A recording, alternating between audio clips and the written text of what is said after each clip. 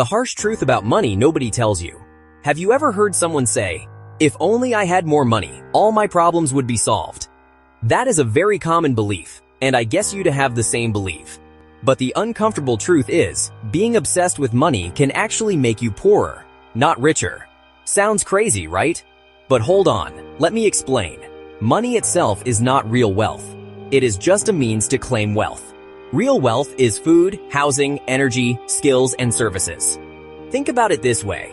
If tomorrow the government printed twice as much money and handed it out to everyone without partiality, would we all suddenly be twice as rich? Of course not. The reason is because prices of things would double, even triple, and your money would buy less. That is inflation in action. So, when you confuse money as wealth, you fall into the trap of thinking that more paper means more prosperity. And that is how money obsession quietly robs you. Apart from the inflation crisis that results from having too much money in circulation, here is where things gets worse. When governments and central banks pump more money into the system, who benefits from it first? It is definitely not the average person. It is the wealthy who already own assets, stocks, real estate, businesses. This is because, as pointed out earlier, when money is printed, asset prices rises, and the rich who already own these assets capture the gains. Meanwhile, ordinary people are left with stagnant wages, rising rents, and higher grocery bills. This is why you cannot afford to just have money. You need to own and grow assets that give you a share of real resources. In other words, people who think that having more cash to keep in the bank is a sign of safety and wealth are wrong, because time has shown us that inflation erodes the value of idle money. Thus, your savings is silently shrinking in purchasing power. So, if holding money can in effect be making you poorer, how do you protect yourself from that silent thief? Well, real wealth is in owning productive assets, having useful skills, or building businesses. This is what keeps generating value regardless of what inflation does to money.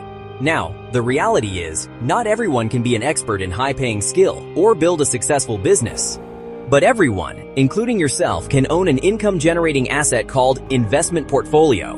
And this is exactly why I manage portfolios for individuals like yourself who want to grow their wealth in a smarter way.